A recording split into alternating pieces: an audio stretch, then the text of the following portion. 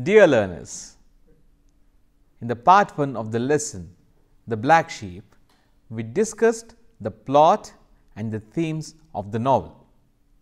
We have also looked in briefly about the chief characters. In this lesson, we are going to examine the chief characters in detail and also examine the role played by the Knights of Idleness in the story. The novel The Black Sheep is situated in the 19th century France. The action happens in Paris and Issoudun. The novel is simultaneously both gloomy and racy. The novel has a range of characters that contribute to the overall atmosphere of the novel. Each of the characters is implicated in furtherance of the plot. Now, let us examine the role of Philippe Bridau. Philippe is unique among the 19th century male characters. He is definitely not a good man. However, he is not the worst of the lot either. A schemer who is a trained soldier, Philippe understands the value of property and money. Yet, all through the novel, Philippe is not interested in earning money, but is more focused on inheriting wealth. Be it through marriage, be it through fraud, he is more keen on amassing wealth of the others. The elder son of Monsieur Bridau, Philippe's bravery and skill is recognized by Emperor Napoleon himself. Philippe is described as a courageous young man who was devoted towards the cause of the French Republic. The son on whom his mother Agathe dotes, Philippe's downfall is often attributed to the defeat of Napoleon. Despite possessing physical courage, Philippe is not inclined towards physical work. Philippe refuses to undertake civil duties and spends his time in pubs. Gradually, he slips into a moral decadence and gets addicted to gambling, drinking, and to women.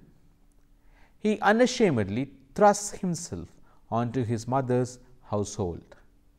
Madame Descoings, Agathe, and Joseph are his chief sponsors. When the trio is unable to provide him money, he steals from them, pawns and sells the household furniture. Philippe is directly responsible for the death of Madame Descoings. Philippe is remorseless and has no feelings. Instead of taking charge of his life and amending his relationship with the family, Philippe moves out of the house. He begins to work and swindles money from the newspaper agency and is finally kicked out of his job. He is imprisoned towards the first half of the novel. On realizing that his mother could inherit wealth, he plots methodically to usurp it. There are shades of Heathcliff in Philip as he goes about with his plans. Philip is meticulous. He strategically wins the confidence of people in Issoudun. He also takes the advice of his lawyer seriously and pleads guilty of his involvement in a conspiracy. He pleads to be sentenced to police supervision in Issoudun. In Issoudun, he makes new acquaintances, reviews old contacts, practices fencing, and is well prepared to fight Max in a final battle. Philip also plans to dispose Flor. On acquiring wealth, Philip does not want to share the property with his brother. Philip plots the death of Jacques and Flor besides killing Max Gillet. Philip, on becoming wealthy, disowns his family, rejects his lineage, and goes about acquiring more clout and wealth. In the end, his luck runs out and he incurs losses in his businesses. Philip is forced to turn into a soldier again and is killed in a battle in Algeria. Philip is undoubtedly heartless and a shameless schemer. His scheming is not foolproof, but only comes good as it is backed by his physical strength and courage. He does not gain the respect or love of Flor. In the end, his mother is heartbroken. JeanJacques is helpless. He is the proverbial black sheep who was greedy and banal. He has given himself into the carnal desires of flesh. In the end, he dies a miserably lonely death, and his absence is not mourned by anybody.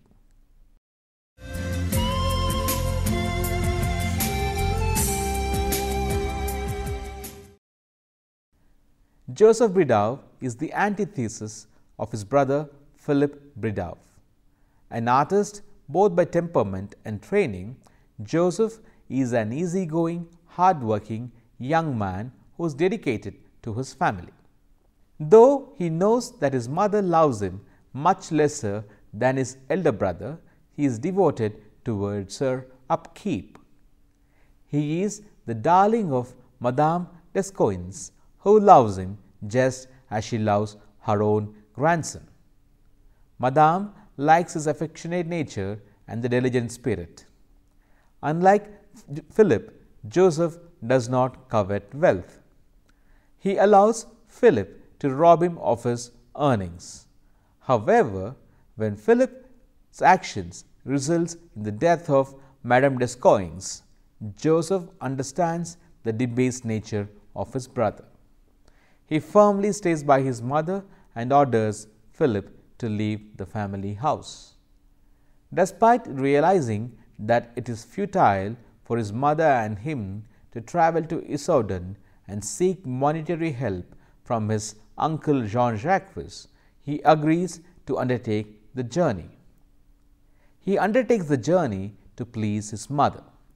In Issoudun, he remains his original naive self. He is very grateful to the Hochans and does not realize that the grandsons are Max's agents. He informs the Hochan family about the value of the paintings that were given to him by his uncle. Joseph has no scheme and he falls back on his skill, which he diligently pursues. He feels insulted when Max and Flor discreetly slight him and accuse him of stealing the paintings. He returns the paintings in anger and is hurt by their accusations. He lets himself be implicated in a crime. Unmindful of the adventures at Issoudun, on his return, Joseph steadfastly works at his craft. He makes a name for himself as an artist, even as Philip has usurped the entire inheritance. Though he grudges the wealth of his brother, he tries to bridge the gulf between Philip and Agathe. He comforts Flor, who was dying of sickness. It is only when Philip's haughty reactions kill Agathe that Joseph confronts him. Even in the confrontation, Joseph is his measured self. Towards the end of the novel, the genial, lovable artist, whose mother thought of him as the original black sheep, is the only redeeming factor in her life. He selflessly loves Agathe and has tried to ensure that Philip does not go astray. In the end, ironically, Joseph, who was disinterested in the wealth, is the one who inherits the whole of it.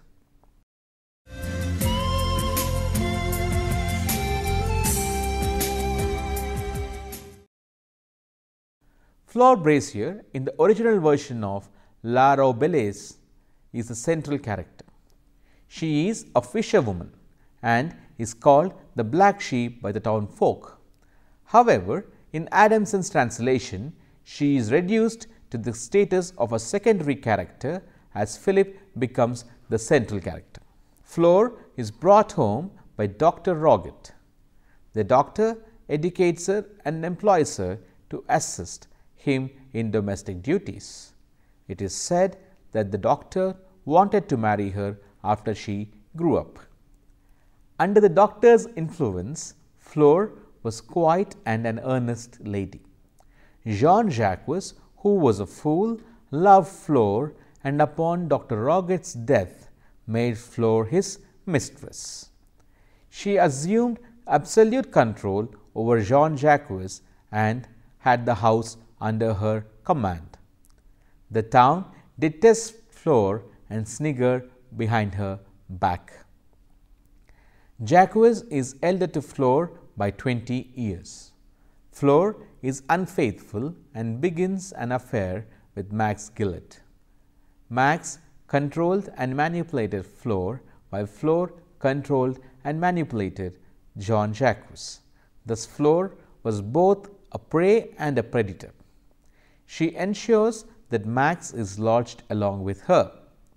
She makes sure that Jacques does not pay a penny to his sister. However, she finds a match in Philip. With the killing of Max, Flor is helpless and is controlled by Philip. She even tries to run away from the house. However, Philip catches hold of her and returns her to Issoudun. Flor is forced to marry Jacques, and on his death, she is coerced into marrying his nephew Philip. She finally dies a destitute. Ironically, only Joseph, whom she had earlier fooled, is sympathetic towards Flor's plight. She is almost a prostitute who schemes her way through an unequal and chauvinistic 19th century France. On the other hand, Max Gillet is a debased man, and but for the perseverance of Philip, he would have been the main villain of the novel. Max is incorrigible rascal whose only redeeming features are his military past and a charming personality. He schemes and worms his way into the hearts of unsuspecting people.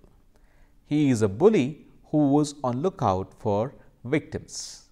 Flor is his first victim. Despite her love for him, Max never reciprocates but only is interested in controlling her. He uses her as a means to control JeanJacques. The town residents are not aware of his true character. He makes numerous mistakes and misleads the youth of the town. A parasite without any qualms of dignity, Max claims that he is the illegitimate half-brother of JeanJacques to gain entry into his house. Discarding all norms of social propriety, he ruins Faro's grain business. Max also cruelly implicates Joseph in a murder case and succeeds in driving out the mother and the son from Issoudun. In the end, when Philip seals all the exit options, Max agrees to fight a duel. Max is underprepared for the fight and is not aware of Philip's strengths. Max meets his match in Philip, who is a bigger trickster.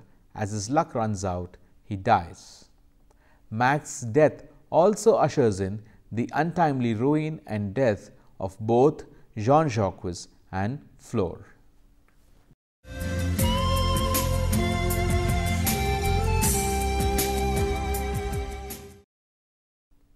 Let us now examine in detail the characters of JeanJacques Roget and Agathe Roget, the brother and the sister. JeanJacques Roget and Agathe Roget are the children of Dr. Roget. From their childhood, they never interacted much with each other. Agathe is sent away to Paris by her father. Her exile to Paris cuts her away from Issoudun. Her only connection with the maternal home and the town of Issoudun is through Mrs. Horchen, who is her godmother. Agathe is a simple-minded woman who focuses all her attention on her marriage.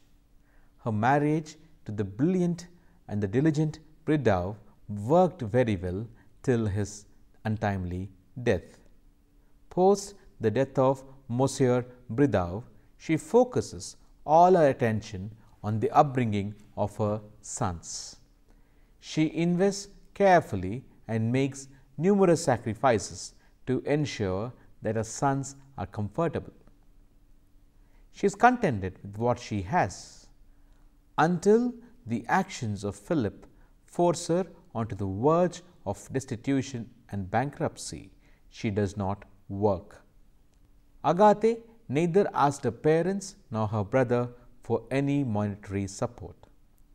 She is a powerless woman who has no control over her eldest son, father, and brother. Strangely, despite being pushed out of the house, Agathe never spoke anything ill against her father or resented the wealth that was being inherited by her brother. She seemed to have found replacements for these two men in her husband and later in her eldest son. Agathe has no tact and she is blind to the ways of the world. Agathe is emotional and is prone to illogical actions. She is overtly partial towards Philip, whom she dotes on. Her love towards him makes her blind to his misdeeds. She blindly believes that people can change for good. Her disappointments with her brother and Philip are very intense, yet she dreams of Philip returning to her. JeanJacques, on the other hand, is a fool who has no feelings. He was controlled all through his life by his father, Dr. Roget. Roget never allowed his son to develop an individual personality. JeanJacques is underconfident and is heavily dependent on others for his survival. JeanJacques neither has physical courage nor intelligence. He does not stand up for his rights and has no individual feelings. He has no charm nor personality. JeanJacques is infatuated by a much younger Flor, who was a servant of his father. Flor understands his psyche and manipulates him. JeanJacques is scared of losing Flor. However, JeanJacques is not a miser as Mr. Hochen. Neither is he an evil man like his father. But JeanJacques is a man who is scared of taking a stance. JeanJacques is bullied to board Max Gillet in his house. Jacques knows that Flor is having an affair with Max, but he is too weak and he prefers to look away. He is scared that if he were to confront them, he would lose Flor. Jacques is also aware that people speak ill of Flor and Max in Issoudun. He also realizes that people laugh at his plight. Yet, JeanJacques is unable to redeem the situation. JeanJacques is sympathetic towards the cause of his nephews. He wants to lodge his sister and his nephew in his house. He is moved by the plight of his sister. However, he is unable to help them. It takes the efforts and strategies of Philip to dislodge Max from his home. As Philip arrives and takes stock of the situation, JeanJacques relies excessively on him.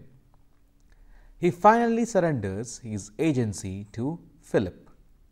Jacques' plight under Philip's authority is no different than it was under Max and Flor. He is finally put to death. Thus, both the son and the daughter of Dr. Roget are pitiable creatures who do not have any individual authority. They are unable to work together and redeem themselves. They keep deluding themselves even as they see the evidence.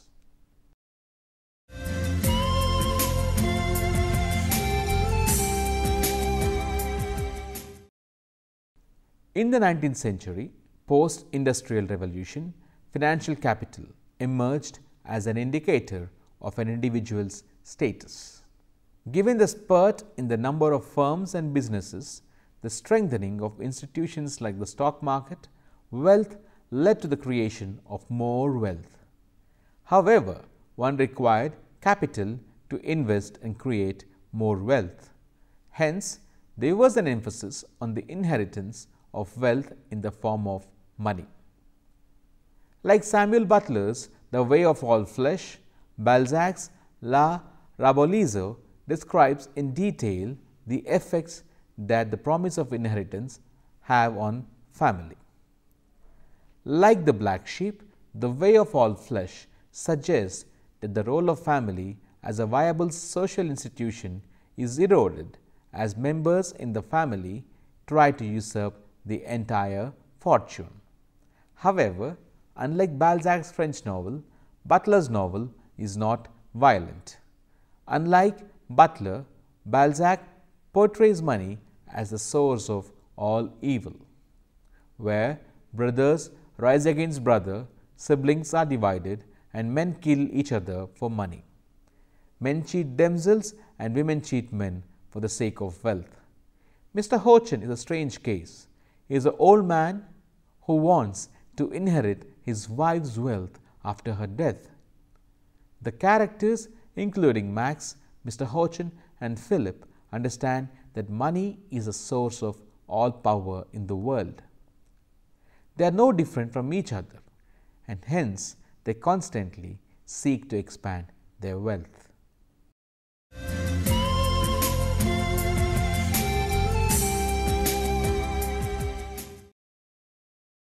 Let us now examine the role played by the Knights of Idleness in the novel The Black Sheep.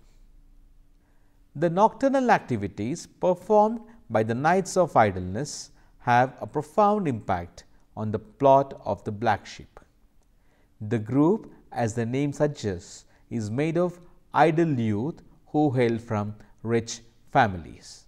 Shorn of any vocation and loaded with excess wealth, spend their daytime in various pubs of Issoudun.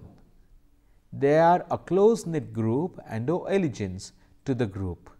The leader of the group is Max Gillett, a former soldier who is residing as a guest of JeanJacques.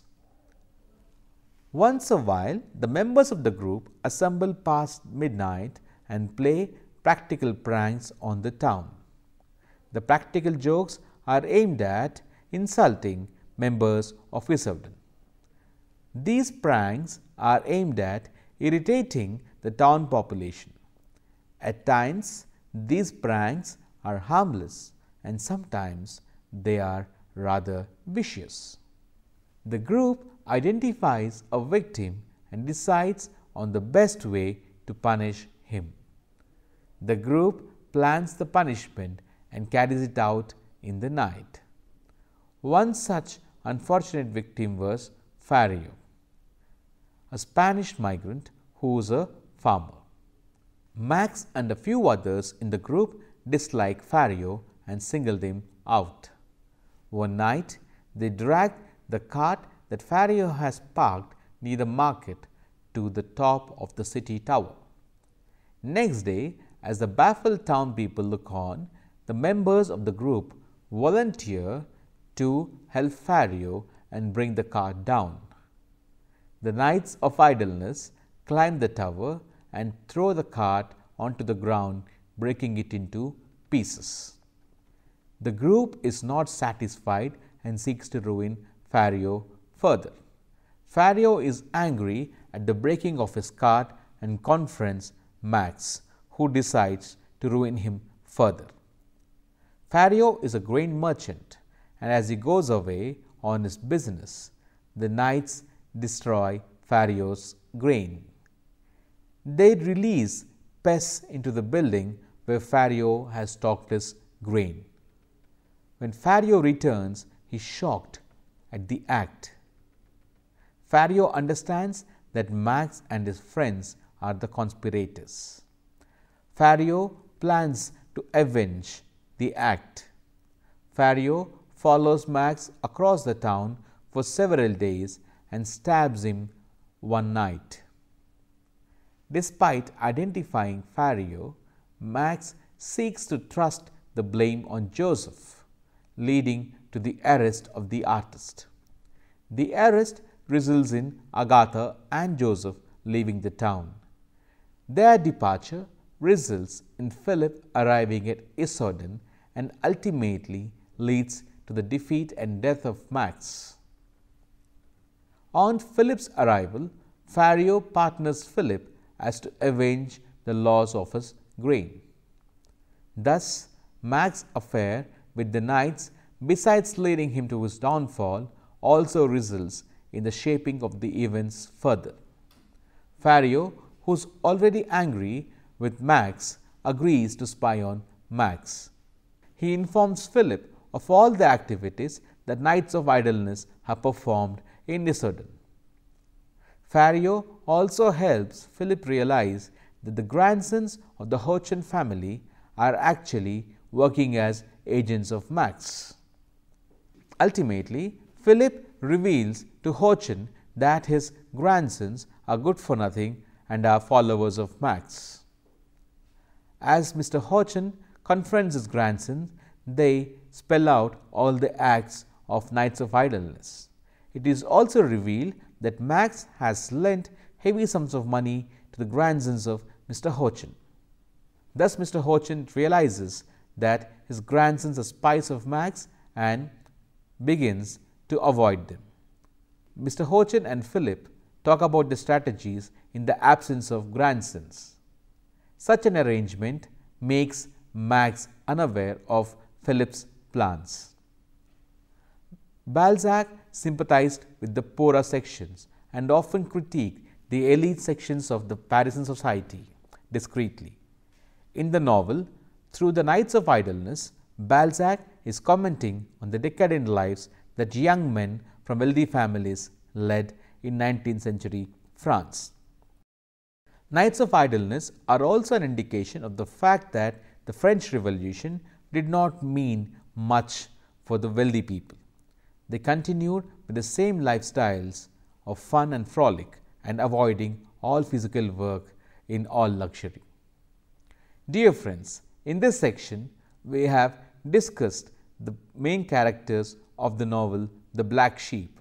We have also looked at the role played by the Knights of Idleness in shaping the plot of the novel The Black Sheep.